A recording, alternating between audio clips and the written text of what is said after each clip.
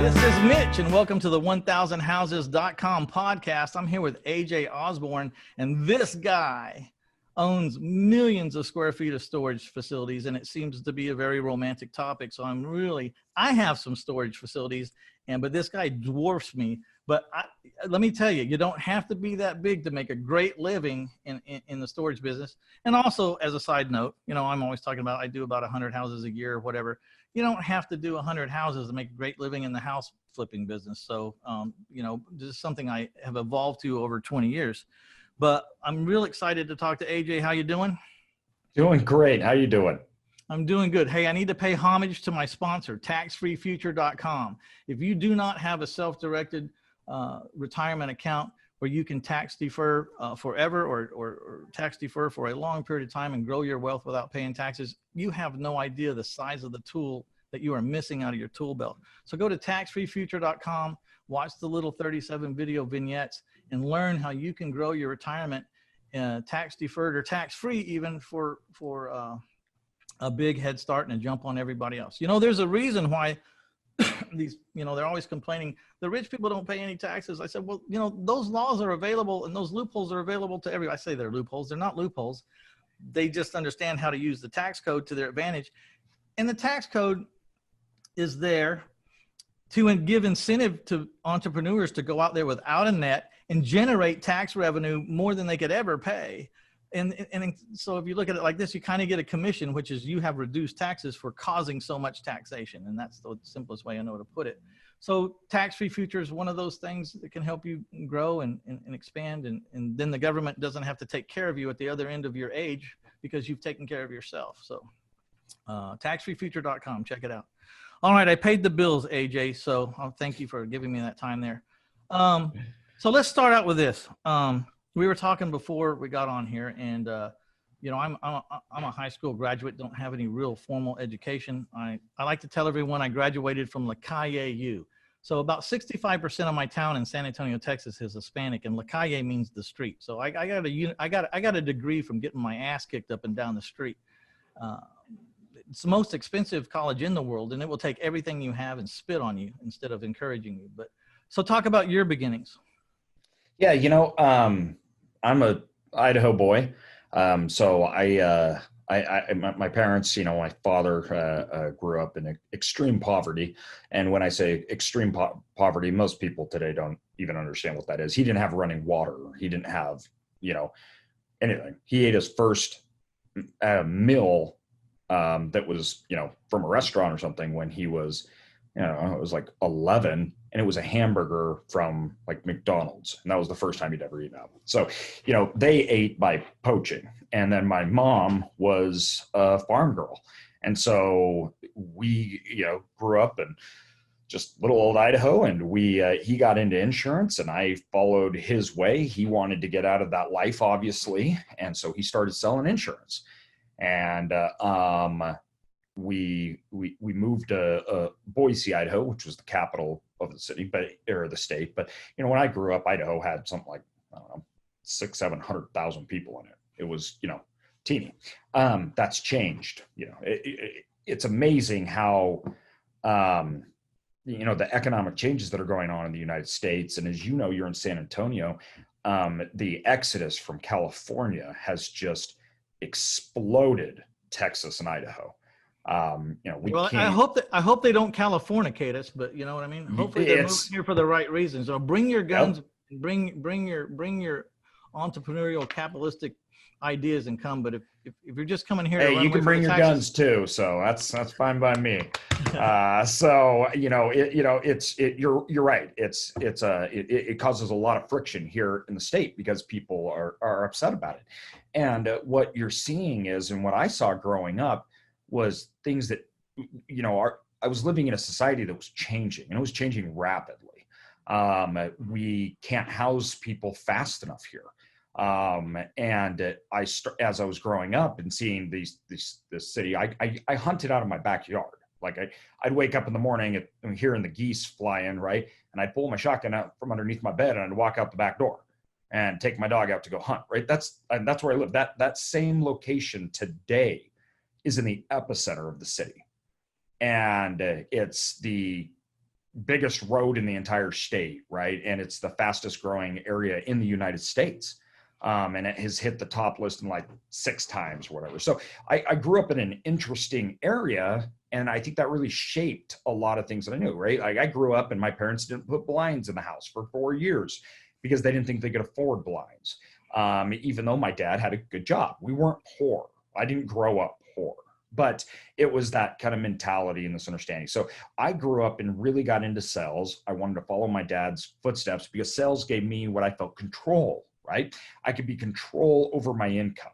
And so I came from this interesting background where I was never accustomed to any kind of wealth, things like that. We didn't see fancy cars. We didn't see, that stuff didn't exist, right? But at the same time, I also grew up with a background that knew that sales, I could make whatever kind of money I wanted, as in there was no cap. And I think this set a good foundation for me and my father, who's now my business partner. And we own multiple companies. I own 3 online businesses. I own a health brokerage, health and welfare insurance brokerage firm that I started. And I own a self-storage company, which comprises over 100 million in assets across 5 different states. And this was all done by just us, no investors. So, you know, when I started looking around and started to see this, let me take a step back. I got married and we were having kids and everything. And I realized that sales was limited. So I loved the sales because I felt like there was no ceiling. But at the end of the day, I learned after doing sales, it was still a treadmill, right? I mean, I'm still out there selling and I got to sell. You got to eat. So my father was the same way. I think maybe you had the same thing. They were depression babies. And so they had this mindset that was ingrained to them for a long time of scarcity. I mean, we've saved every styrofoam cup that ever came from anywhere. We saved every pickle jar that we emptied. You know, I don't know. We have, it was just kind of that mentality. My dad was in sales too. And talking about treadmill, he made a good living and he wasn't absolutely capped, but there was a limit to where you could go. Yeah. The biggest thing was if you started making too much money, they would divide his territory in half and tell him start over again now and build this, so that got discouraging, like right when you get your income, like, wow, I'm really kicking ass. The company goes, this man's making a hell of a lot of money right now. We're going to cut his region in half and make him start over again. Yeah. So, and at the end of the day, there's only so much time you got. I can only sell so many, right? And so what I found and I learned early in my career was that sales, you can't compound. I can't compound sales because I have no control or ownership over that revenue, right? Because it's a client and they can fire me anytime they want. And I'm capped on time. This was the difference, not income. Time was limited. Only so much I could do. So once I started realizing this, I decided there is a ceiling, right? It's not a self-imposed ceiling. It's a economic and it's a time. Yeah. And so that ceiling that I realized, and if I wanted to grow, and plus there was a self-imposed force or mandate upon me for action. So instead of what I thought was being financially free, and, have sky's the limits, I actually realized I became a slave to my sales job and that there was a huge cap because I couldn't compound it. And so that's what really started to attract me to real estate because I could buy something, own it, and then go do it again and again and again and repeat the process. And it stacks. And the first things that I buy, the first things that I own are disassociated with my time. After that, it doesn't matter. It has nothing to do with my time. So I can just keep bringing in the money and it'll compound out. So I want the listeners to pay attention. Now, people, he painted with a really broad stroke right there. I mean, you can get into real estate strategies that are the same, like wholesaling. You can do it once, you got to do it again. You're going to fix it up and flip it and get a check, a one-time cash event. I mean, then you're still in that same situation. So even in real estate, you have to look at your strategies. Am I buying something that if I make a good deal makes money and forever, or until I say I want to sell it?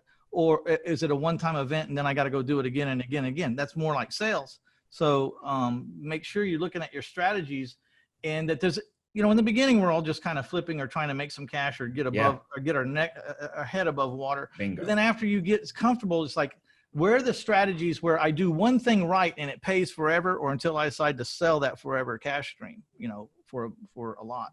So just be aware of the two different mindsets. Exactly. And they go hand in hand. And so, people that are really wealthy, they do both.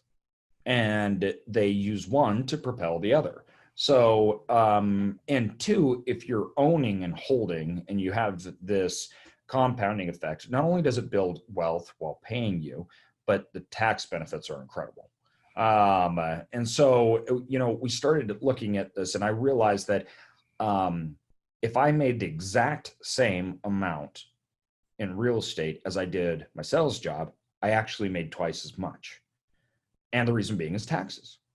And so when we started doing everything and added up, it just made a lot of sense. So we went down that road, and I started out, but for a lot of people, we own some commercial, single family house things, but I was very used to businesses, and I did B2B sales. I consulted with businesses and focused a lot on revenue management. So I wanted to go into an asset class that gave me more levers to control the revenue. And I felt very limited on certain types of real estate assets. And so for me, and it's different for everybody, but for me, self-storage made a lot of sense because operationally speaking, I could control a lot more. I could do marketing, revenue management, dynamic pricing. I could sell insurance. I could sell boxes, moving trucks. There's a lot of ways for me to improve the revenue of that business. And in the early 2000s, that was kind of my philosophy. Self-storage isn't a real estate asset. It's a business that has all the benefits of real estate. And under that kind of philosophical approach, we would buy real estate assets, turn them into well-run businesses, and the income would explode. And alongside with the wealth, we'd refinance into non-recourse loans, take the money, and do it again. And we did this to over 100 million. And so we started doing this. This was going great, right? It was awesome. I worked for a large insurance brokerage company based out of Chicago. I had this great, sales paying job, and real estate was exploding. And then for, any of your listeners that have ever heard me on Bigger Pockets or any other podcast, know that my treadmill, so to speak, or my life stopped. One day out of the blue, my legs started to hurt. Then they stopped working, and I couldn't walk. And this was completely out of the blue. Within, it was 2-3 days after that, everything stopped working. I couldn't breathe. I was put into a coma, and I was put on life support. And when I woke up out of my coma, I was paralyzed from head to toe, staring at a wall on breathing tubes, feeding tubes, and every other kind of tubes. And that's where I lied. Can I stop you right there? I know this is not like right down the beaten path of what the topic's supposed to be here, but how scary is that? What's going through your head when you wake up and you can't move, and you're cognizant but you can't move? Yeah. What how do you deal with it? Yeah, it's interesting because I not only could I not move, but my entire body was basically viewing as it had been exploded. So I was in immense pain that they couldn't stop with painkillers. So most of the time it was just pure living hell. It was just, I couldn't sleep. I couldn't do anything, and I couldn't speak. I couldn't communicate. So it was basically, I was stuck in a paralyzed body. All my nerves were ripped apart, and they were telling my brain that you're on fire, you're blowed up, everything's ripped apart. And every single one of my nerves in my body was telling my brain, yeah, we're in trouble. And so it was pretty much for, 10 weeks, just mass pain and mass survival mode. It was just trying literally not to die and waking up and thinking, I'm not dead yet. Right. And so that went on for a long time. And then after that, they finally we got things a little more in control. And then I I gained after 10 weeks a little power in my lungs to where they could change my breathing tubes that came out of my neck in a way that they trached. So they cut my neck and put the tubes in my neck. They changed it so they could move the air and I could speak. So I could speak. They'd let me speak for whatever it was, like a minute a day, right? And but then we started to get in control. And then from there, it was just, I mean, you're just on survival mode. It's just, you don't know what's going to happen. Am I ever going to walk again? Am I ever going to be able to hold my children? Am I going to be able to do anything like that at all? And, so what was the name of this affliction? It's called Guillain-Barré. And so what had happened is my white blood cells, it happens to like 1 in a million or 2 million people, something like that. It's random. It's not something you catch. It's not, it's not an autoimmune problem. Is it hereditary? No. Okay. They don't even know why the people that it happens to. There's no answers. And that's really frustrating. When you're in the hospital, will I walk again? They're like, I don't know. How did I get this? I don't know. In fact, it took, I was paralyzed from the waist down and they wouldn't admit me into the hospital. I couldn't get a room in the hospital because there was nothing wrong with me, except for the fact that I was now paralyzed out of the blue. But they couldn't figure out what was going on. There's nothing wrong with me. I sat in the emergency room for 24 hours waiting for them to try to figure out what was wrong. Wasn't even in a hospital bed. And so it's not well known. And there's just not a lot of answers. All they know is this: the white blood cells get confused. So you can get it through a cold, an infection. I know a guy that it's not, you don't get it, but it's triggered. That's what they call it, triggered by sour milk or immunizations. So any of those things can trigger your white blood cells, because when you get a virus or an infection, your white blood cells kick in to go attack it, right?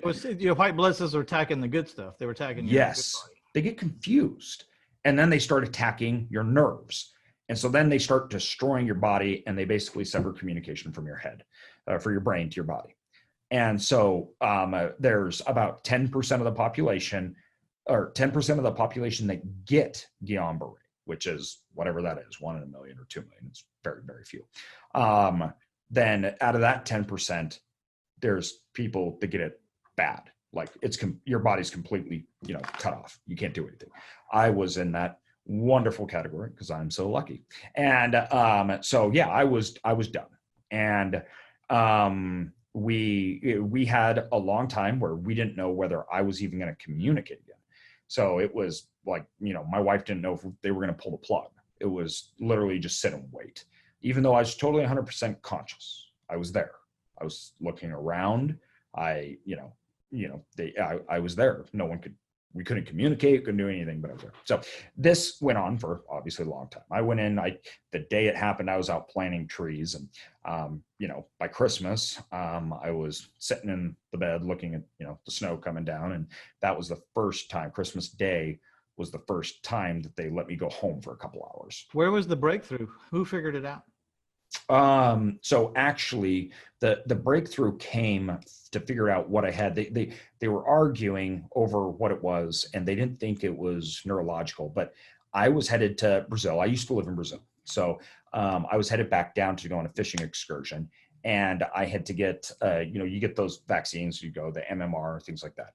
So I got the MMR vaccine, and they came back, and my buddy just called me and was like, "Hey, didn't you get vaccine immunizations like 2 weeks ago?" And I was like, "Yeah, I'm paralyzed, sent to the hospital." And I was like, "Yeah." He's like, "Maybe you should tell your doctors that."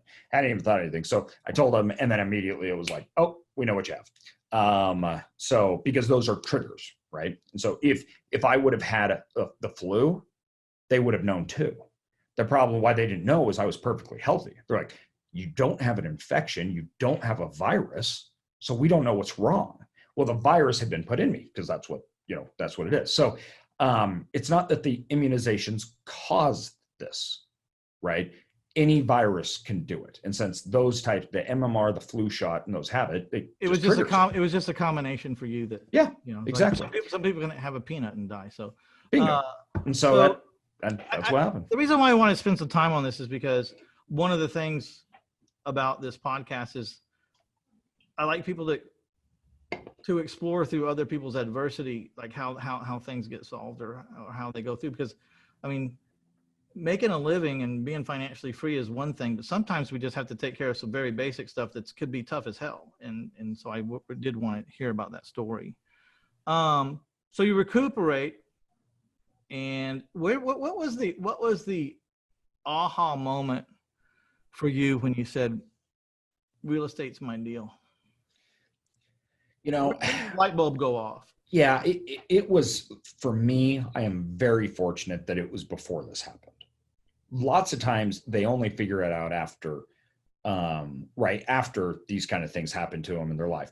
For me, though, it was also caused through adversity. I'd done a deal where I was trying to buy a insurance brokerage company, and it went really bad, really bad. We were frauded. The guy that sold it to us had his wife go out and take the clients. So it went south. And it was at that point when, in the middle of the lawsuits and this failing business and everything, where you just feel like, wow, I'm the stupidest person alive, that I realized I don't own this revenue.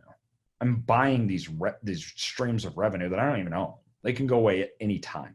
And I'm like, this is a bad business model. And it was through that I really started focusing on, I need to own the source of the revenue, right? I need to have, like, you know, you mentioned about financing and how you own the debt or you own the notes, right? You own it. Somebody doesn't pay you, then they're gone. And you can sell those assets and those notes to somebody else that can pay you, but you own it. And that's when the light bulb really clicked on. And it was from that point, it was 4 years later after I went into real estate in a big way. I'd been into it, you know, but nothing, I couldn't live on it or anything else like that. Mm-hmm. And then it was 4 years after that I became completely paralyzed. So now 3 years later, I've been coming back strong. I can use my interesting question. Yeah. While you're down, did your assets or your business cave, or were they profitable? They increased in value. They made it through your Yep. So when I got out, they made more money and were worth more money. And that's the thing that, you know, people don't. I was fired in the hospital. My boss came to visit me in the hospital, and, you know, sorry, you're paralyzed. You're done. So I wasn't even out of the hospital when I lost my job. And which is, I mean, it's not their fault. I get it. But at the same time, it's like, wow, when it happens, it's like, every man for himself, right? Yeah. And you really learn that, you know, W-2, once again, you do not own that source of revenue. And that's just a complete, and you know, sales is good, but a W-2 is even worse. I mean, sales is good, but a W-2 is like the worst thing in the world, because you do all the work to own the assets and you have no legal right to anything. So anyways, after that, and after I came out, I started 2-3 other companies. I started a brokerage firm and things out of my wheelchair. And then I've been coming back really good. I got out of my leg braces about 6 months ago. My lower extremities, my lower legs are still partially paralyzed, but nobody can really tell at this point. So I'm walking, things like that. I can't run, jump, nothing like that. But I live what most people would call a semi-normal life. And I work still twice as much as the average person does. And but I can do what I like and love. But that was afforded to me because of real estate, right? If I didn't, my wife would have had to. So I went home paralyzed in a bed. My wife had to take care of me. And if not, my kids, we would have lost our house. My wife would have had to get a job. We would have had to I don't know what we would have done with our 4 children. We just had a baby 2 months before I went in the hospital. And so it's, you know, because of the real estate, we stayed home. I stayed with my kids and I got better, and I had the ability to. And then as I was getting better, my income increased, the equity increased. I could start new businesses. I had more freedom, and we are worth dramatically more now and make more money than I did when we went in. Okay, so did you start out flipping houses or some other kind of, or did you go straight into storage business? Straight into storage. I knew that's where we wanted to be. And so we started small, right? And fourth, fifth tier markets. I mean, I started in a city next to the Canadian border that no one's ever heard of in Idaho, Bonners Ferry. It's like 5,000 people, maybe less. I don't know. It's like, there's a gas station, right? But you could, the thing is that's a product that you could afford or that you could fathom achieving Bingo. at the time. So that's the same with Bingo. my storage places. I started out, even in the houses, I started out in the cheapest houses I could find, even though Yes. you learn later, it's just as much work to get a more expensive house, or, you know, I mean, but your payday is bigger. But, you know, everything happens to me kind of by accident, but when it's a bad thing that happens, you know, I say, well, how do I stop that from happening? And then you evolve. And then when it's a really good thing that happens, you go like, okay, how do I make that happen more often? So I accidentally bought, you know, I bought 15 units in front of a park where they parked boats, and I didn't have any money, but they wanted $8,000 for it. And I did the math and said, well, you know, I ought to get my money back in 18 months. You know, I didn't have the money, but I went and I got a credit card, and I went and got some money on my credit card, and I went and bought it, and I just sent everything in. Then I started noticing, I said, you know, this is pretty cool because there's not a hot water heater. There's not a air conditioner, you know, the things I was buying. It was pretty damn simple. It had a dirt floor, chicken wire dividers, and corrugated aluminum, and 2 doors, and, you know, one on the right and one on the left, and you back your boat in and you close it, and they would leave, and they would send me a rent check every month. And I thought, you know, this might be better than houses because, you know, they don't pay me. I keep this guy's boat, and and I'm not displacing a family. I'm not having to worry about throwing grandma out on the street or anything. It's just a toy that they have that if they don't pay me, I'm going to take their toy. You know, it's a lot different than a house. And I decided early on that I was going to make my money by doing one-time cash events like fix and flips or wholesales. I was going to create cash flow by doing seller financing, and then, but all with other people's money. And then when I had money, I was going to put it in the forever cash scenario, which was for me storages too. And I said, you know, I'm going to put my money into storages, which is the only rental I ever want to own. You know, I don't want to own strip centers and commercial businesses because I've seen what happens in up and down economies.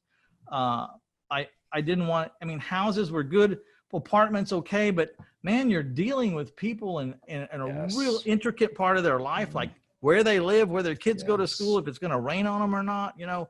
And so and the laws, I mean, you live in Texas and I live in Idaho, which are friendly, but most of the United States, I mean, you're talking about if you're in, you know, half the United States, they got laws like that literally say you can't get them out. Yeah. And then 2, you get that was something I never wanted to be involved in and I knew that if I didn't want to evict a single mom with 3 kids out in the rain, then I shouldn't own it.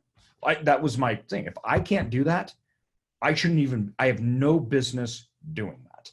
And so self-storage for me, and 2, self-storage was easier to scale for me, right?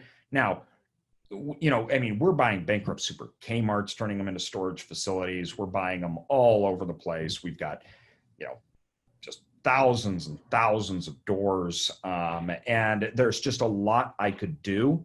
And there was a lot of, once again, these levers. I could always figure out how to make the same asset make more money. And I didn't see that in a lot of ways, in a lot of other asset classes. And the better I got at what I did, the more money I could make, right? And so for me, I love it. It's the best investment vehicle, and the economics behind it makes sense. That's the thing that a lot of people don't understand. This isn't about people storing junk. The economics of the United States, of people actually owning homes and actually having bigger homes, right? The economics to make building, housing more expensive are in full force and always will be. The economics to make consumerism and dispersing and dividing business, last mile, point of sale, and so the things businesses have to do, those are all in favor of storage too. So we can own more, we can do more, but we need more space. Businesses are decentralizing. They need limited space, but they don't want to pay for the high cost of real estate. They don't want to be in long-term leases. This all adds to storage and where it's going. And if those things end, if the economics of that change, then the United States is going to be in a whole lot of hurt. The storage isn't going to be the thing that's going to be hurt, right? It's going to be everything.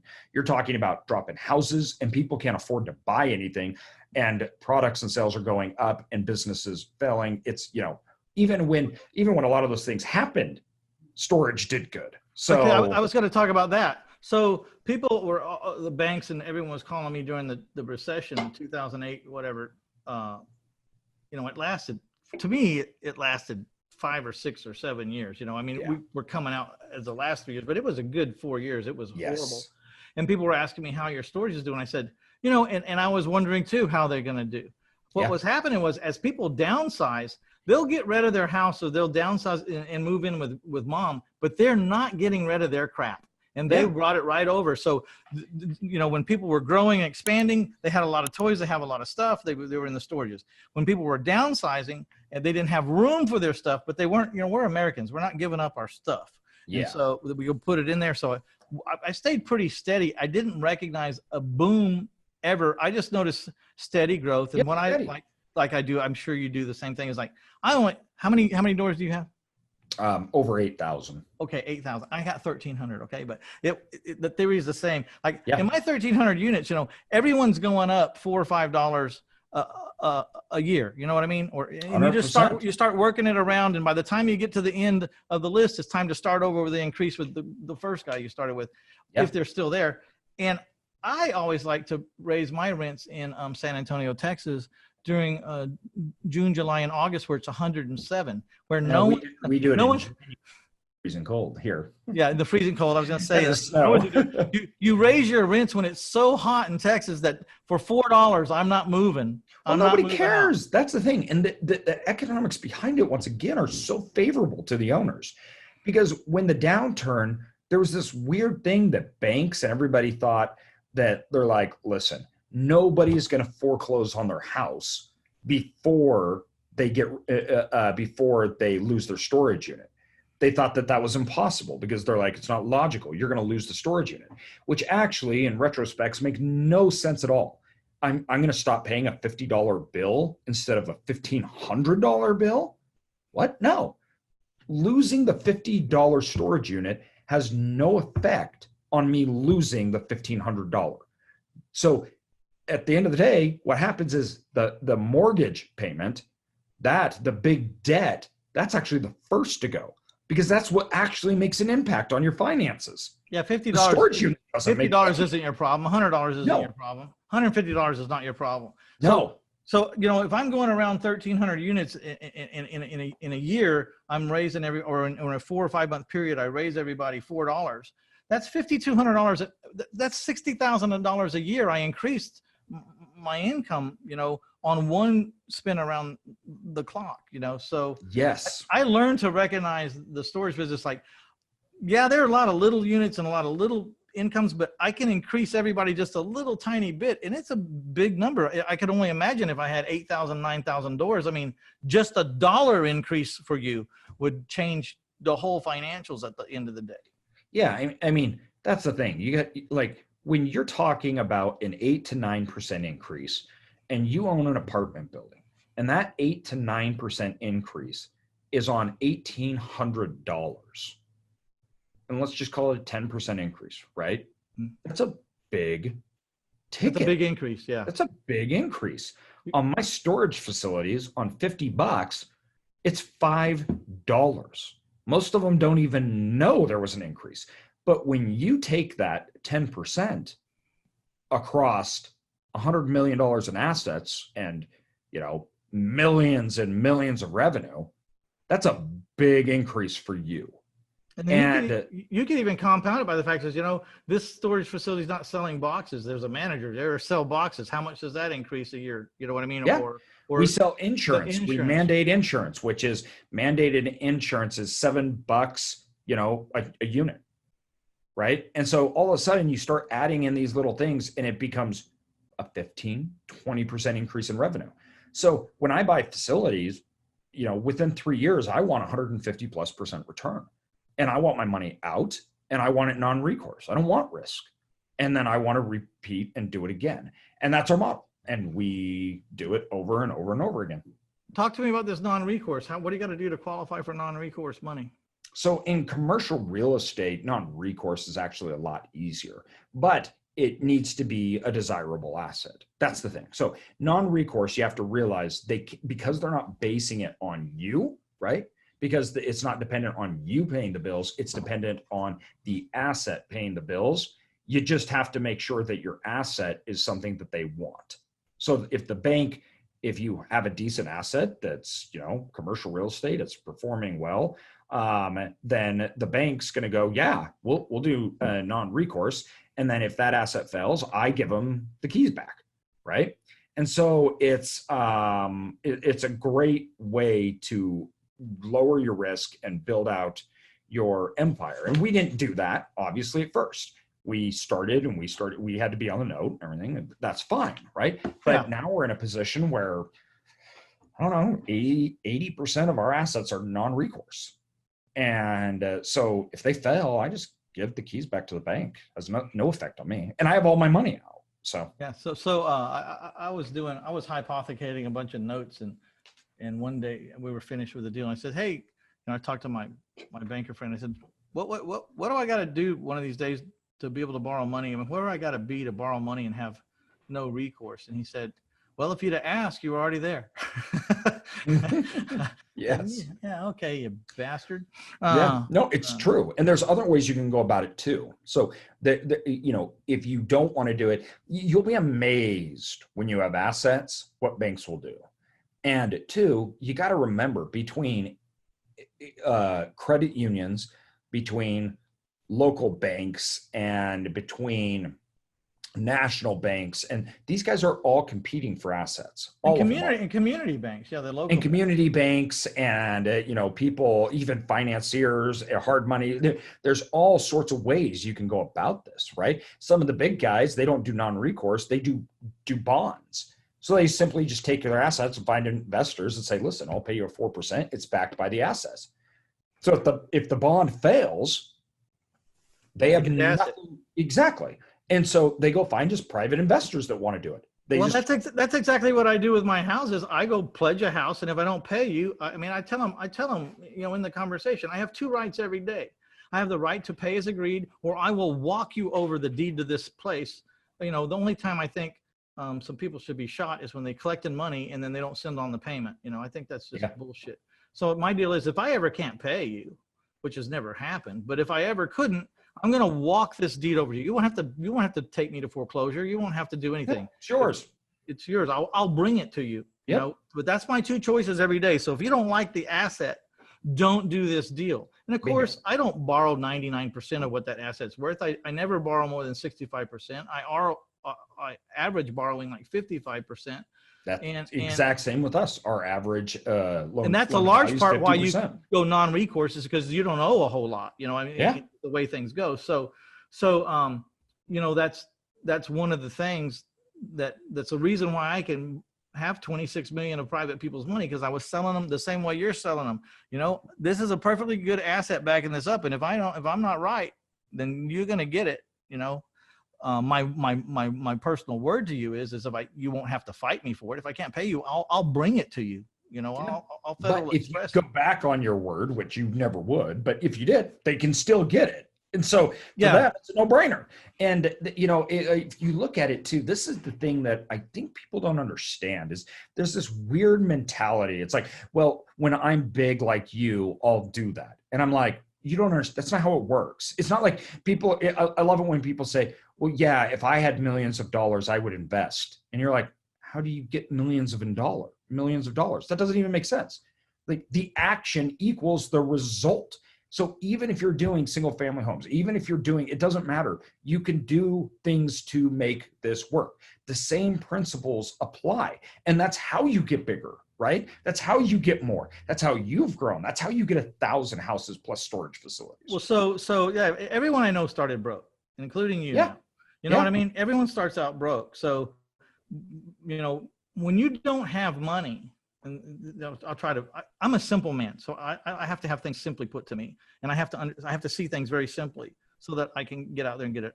I'm not a genius, but I have a huge amount of common sense, and I have a huge work ethic.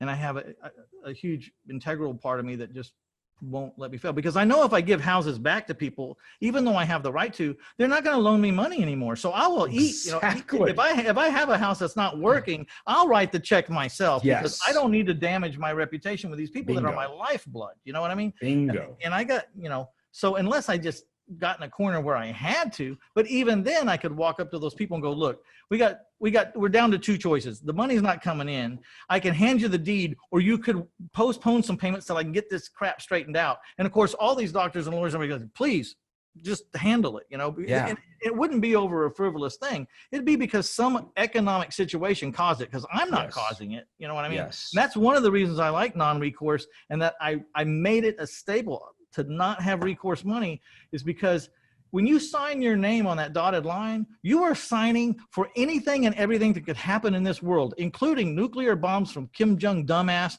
or terrorism, or planes flying into buildings, or meteors, or Bernie Sanders, or whatever else. It's like, who am I to guarantee that? Are you kidding?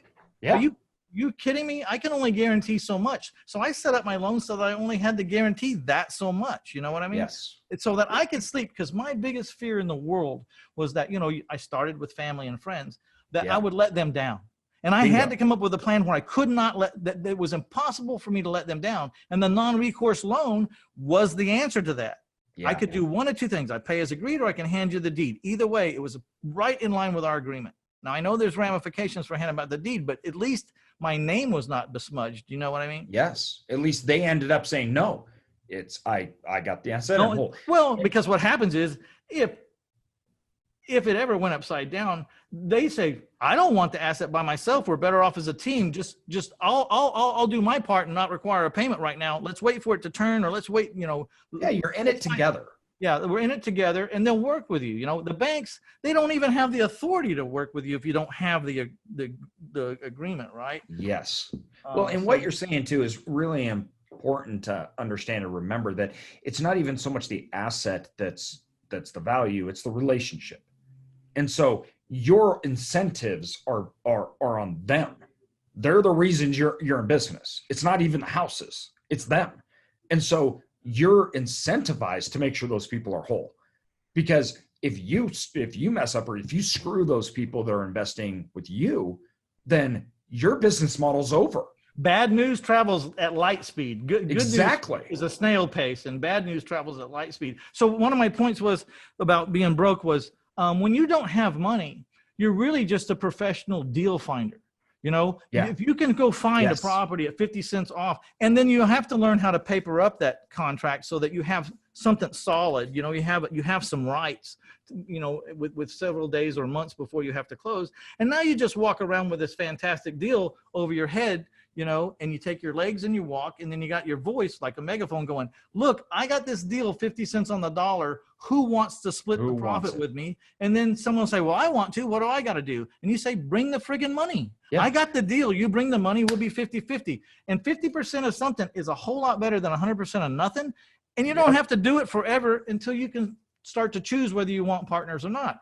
There was times when I could fund my own deals anyways, but I wanted the partners because it was just it was a good choice. They had talents, they had resources, they helped lighten the load for me. They were a hedge against, you know, risk. Because they had certain talents. So a lot of times when I could buy deals, even myself, I would pick a partner. Especially I'm doing that right now. Especially if it was out of my deals myself, but I'm not. Especially if it was out of my comfort zone or in a different genre, then I don't want to go into a different genre by myself and have to learn everything that a guy that's already been in the genre already knows. I would rather partner with that guy, and then I learn, and maybe next time I do something in that genre, I don't need the partner. But then by that time, things are running so smooth and you're such good partners, it's like, shit, let's do another one, you know, together, you know? Yes, bingo. No, and when you look at too, you hit on something really important that I tell people all the time. Money's the least important part of the process. Money's actually the easiest thing to do. If you have a good deal, right? If you have a good deal, you can fund it all day long. If you've done the work, and if you have a good deal, or you can pull it off, or whatever those things are, that's what most people don't have. Right now, there's more money, and money's being invented every day and printed off, and people have it stacked in, you know, computers endlessly. That is just, there's no limit to it. There's none, zero. It's infinite. It's made up. There's nothing to it. What's limited is opportunity. What's limited is deals. What everybody wants is those things. Money's just how they acquire them. So if you can bring that, you've taken care of the problem that everybody has. So I have a course called Private Money Changes Everything. And the first thing that everyone has to solve is their mindset. They think, well, I don't have a degree, or I haven't been in this business that long. I don't have a track record. Why would anyone loan me money? I'm too young. I'm too fat. I have bad credit. There's all these reasons, and I hear this all the time.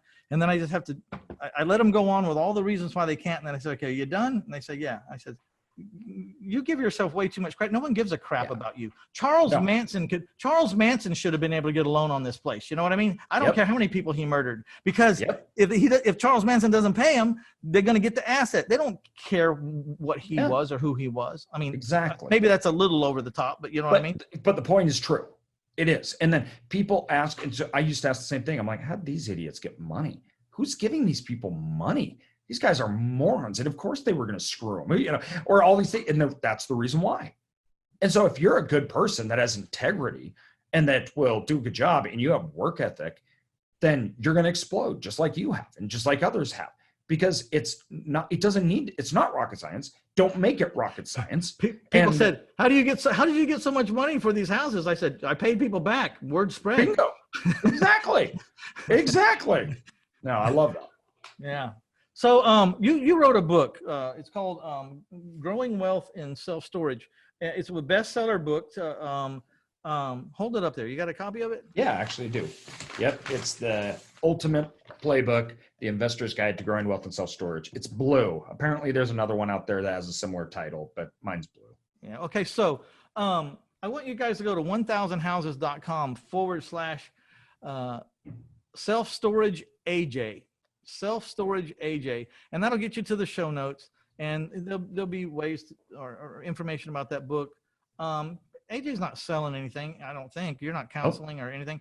He may want to know about your storage that you're trying to sell, or you might have a deal on it. I don't know. But anyways, all his contact information, whatever he wants you to know, will be over there.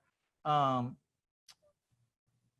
you start out, what was your storage facility? How big or small? What was the first one like? It was really small. It was mine was 15. Mine was 15 units in front of an entrance to a Comel Park, which was on the lake where I live, and the fishermen would store their little fishing boats so they didn't have to drag them around all the time. Bingo. It was literally the place where we were. There's more grizzly bears than there are people there in Idaho. So it was almost dirt. It was, and from there we just kept moving up. And two, I really don't want to make it more complicated than it is. And I think that's one of the big problems people have. They overthink it. Look at the numbers. The numbers don't lie, right? If it's a good deal, it's a good deal. In fact, too, a lot of people don't understand it. This is the weird thing. You talk about this mentality part, and everybody's like, well, when I get big, I'll go start buying big assets. Well, I got to tell you right now, it is way harder for me to find an 80,000 square foot, $6 million storage facility that's a good deal than it is if I went to find a 5,000 square foot storage in a third tier market. That's easy. That's easy to find a good deal doing that. If you're starting out, there's way more opportunity because you're not competing with all the big guys. I was buying the mom and pops, class B, class C, and then I was improving or changing them, putting in electronic gate, putting up a camera or whatever, bringing it up a little bit. The thing was, at the time in my mindset, and of course, you don't just go from zero to a $10 million facility, being real, but it's actually easier to borrow $1 million than it is to borrow 100,000. Because banks don't want to dick around with a $100,000 loan. No. They want a $2 or $3 million loan. They go, okay, you got my attention. What do you got?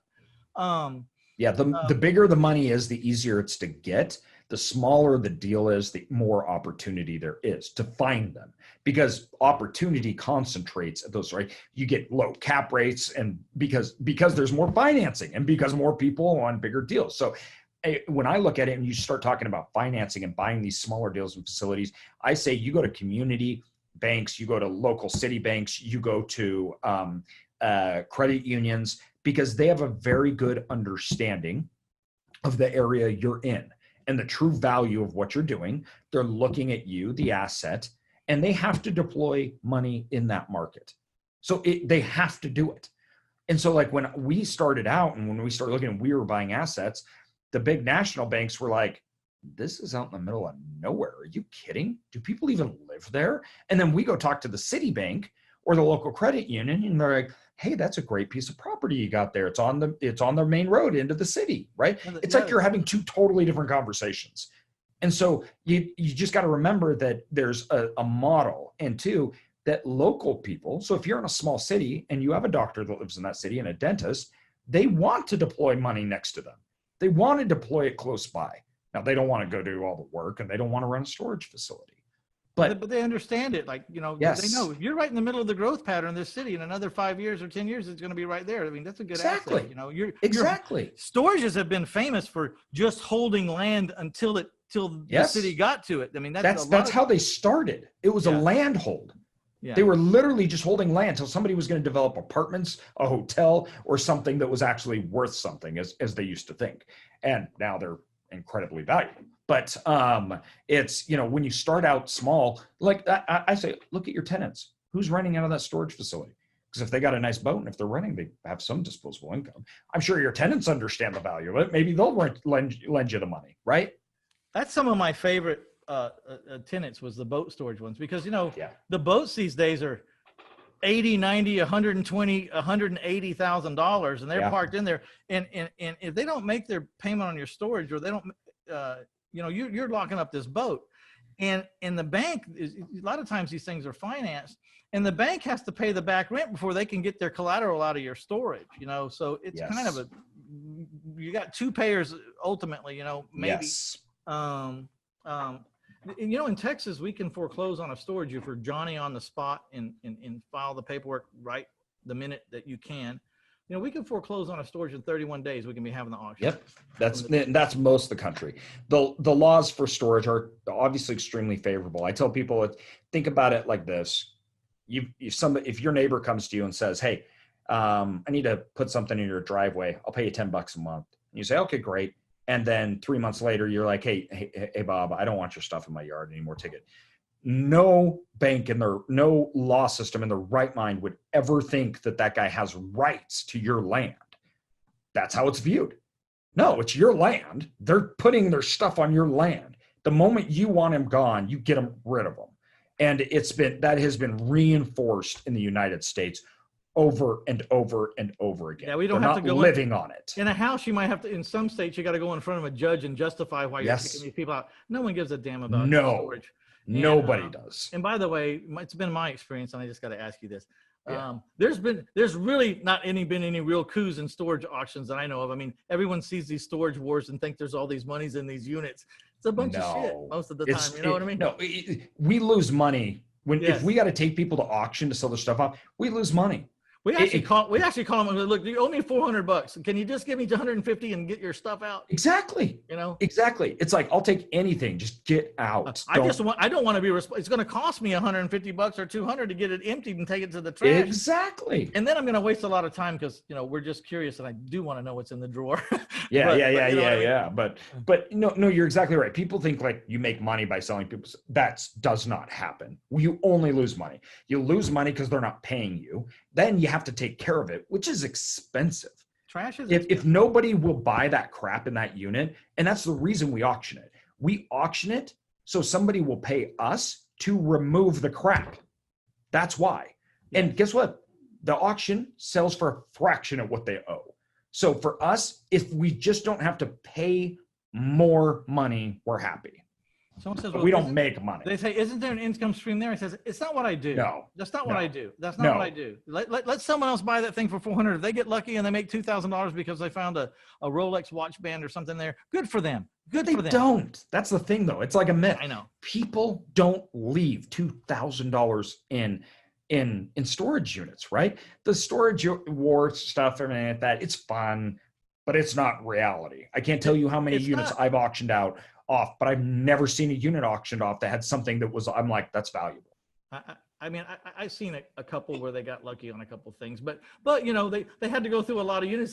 Maybe they lost money on too. So it's kind of like that gambler that goes to Vegas and tells you about what he won when he wins, but he doesn't tell you when he lost. All the loses. It is. It really is. People do it because of the thrill. But well, they're gamblers. They're gamblers. It's a gambler addiction. They're looking for buried treasure. It's just, it's not exactly. And it's not a moneymaker for you as a storage owner.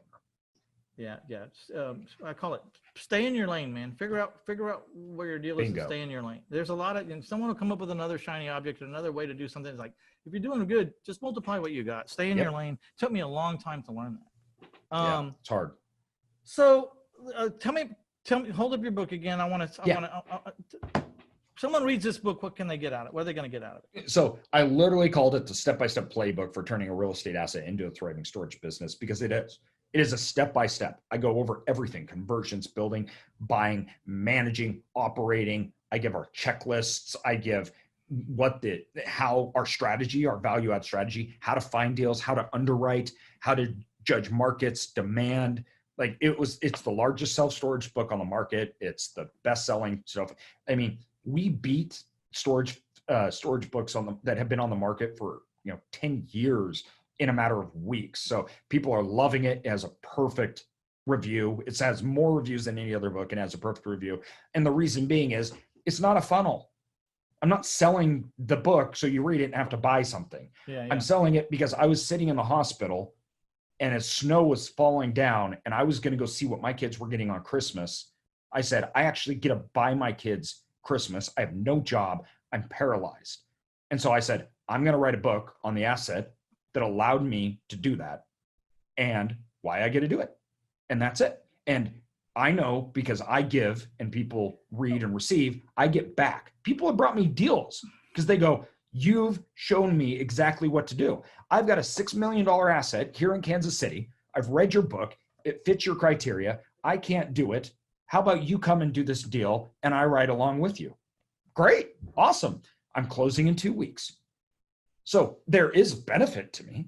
I get more well-known. People know my business model. They bring me deals. You get credibility, outstanding credibility. That exactly. People didn't know. Exactly. What I love about you is what a red ass entrepreneur. He's paralyzed in bed and he says, I got to do something with his time. And he writes a book that furthers his career. Maybe never would have written a book in his life, except he got put in that corner where there wasn't anything else to do about it. You know what I mean? Yep. And I don't know about you, but I don't know, my book's not been sold nearly as many copies or whatever, but I know that writing this book took me a completely different direction. It took me in places I would never go. I met people I never would have met. People know my name from one end of this country to the other. Not that I'm famous by any stretch of the imagination, but I can go places and people say, I read your book, and there's a connection. I have private money come from miles away. I mean, thousands of miles away now. I mean, the last one was in Tennessee. He says, I read your books. That made me follow you on the podcast. I feel like I know you. Yes. I feel like you're consistent because when we talk about right or wrong, you always take the high road. He says, I feel like I know who you are. I said, well, if you've read my books and listened to my podcast, you do know who I am because I'm not fabricating myself. I'm being myself. And well, so think about this. He came down, he flew. The next day he's in my office and loaned me $1 million. Exactly. Because if I tried to sit down with thousands and thousands and thousands of people and explain my strategy on investing in self-storage, I would never be able to do anything in my entire life. And I've already completed that in 2 months, right? So there is over 5,000 people that in 5 weeks completely understand my strategy and what I like and what I'm looking for in self-storage.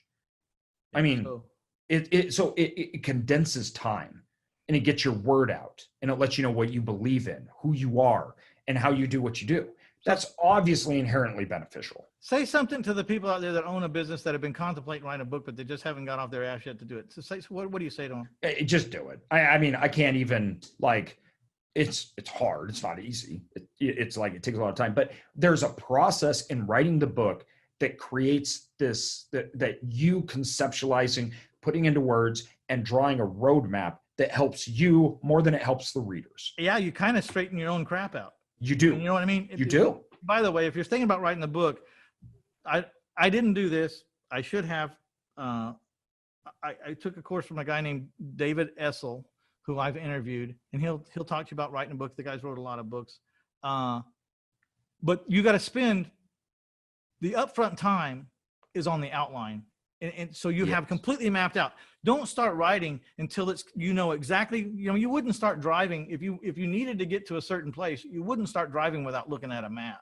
You got to map out where you're going in this thing and then rearrange it. And if it's in timelines, make sure your timelines are right. If it has to do with monetary progression, make sure that's in order, but just bust your ass on the outline, chapter, and then the 5 or 6 points that you're going to write about in that chapter, and then the next chapter. And once you have that straight, that's half the battle. It's half the battle of writing a book. Yeah, exactly. All right, my friend, you've spent a lot of time with me, and I want to happy to do it. I don't want to abuse you here, but you sound like a fun guy. Do you ever come to San Antonio? I do occasionally, yes. So I like San Antonio a lot. My actual name is Austin James Osborne, even though if you called me Austin, I would have no idea. Like I wouldn't even respond to it in a room. But I was named after Austin, Texas. So my dad wishes he was a Texan. So okay. So I want to talk to you after this. So don't hang up when we get off here. Sounds great. I'd like to thank everybody for stopping by to get you some AJ Osborne. I'd like to thank you for taking the time and hearing what he had to say. Please check out his book, Storage is a Fine Business. I did it on the side forever. And I wasn't paying attention. I would just throw it over there. I'd buy the next mom and pop place, and then I would run away and start doing houses. Then I had some money and I'd go do an expansion on one of the places, and then I'd run away and I'd go do houses. I looked up one day and it was what was making my financial. My sideline had become my everything. I mean, been the biggest part of my everything. And it just happened. And I wasn't even really focusing on it like AJ has. I mean, I was just doing it as a side job. And, I have about 1,300 doors that send me on an average $100 a month. That's $130,000 a month. Now, I don't get to keep it all, but I get to keep a crap load of it. Okay. I've been doing it since 1991. I don't have a lot of that debt's gone away or expired. And I'm not really one to like borrow up for no reason. If I borrow up, I'm buying something else that's going to pay for that debt. So, it was a great lifestyle. It's a relatively simple business to sub out. It's not rocket science, or I like to say it's not rocket surgery. Even someone like me can do it. It's pretty well A, B, C, D, E, F, G on most all situations. Only thing I would tell anybody, that was going in new or anything, just make sure you have some wrongful disposal insurance, just in case you get rid of the wrong unit, or someone accuses you of getting rid of the wrong unit, or you don't foreclose right and you get rid of something. That would be the only thing. Because one time I said, hey, I need you to empty out, unit number 9, and he thought I said 5. That's why they say niner, and that's why they say niner in the military, right? Because 9 gets confused with 5. I told him, empty out unit 9, and he went and emptied out unit 5. And of course, now, John Lennon's one photo of whatever worth $1 million was in there, and there was 27 Rolexes in there, and there was a gold thing off of King Tut's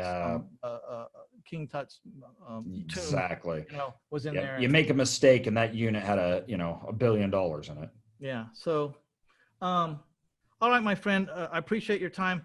I'd like to thank taxfreefuture.com for being the sponsor today. Please go see taxfreefuture.com. You won't believe what your financial advisors are not telling you. We're going to tell you what they're not telling you. We're going to tell you why they're not telling you.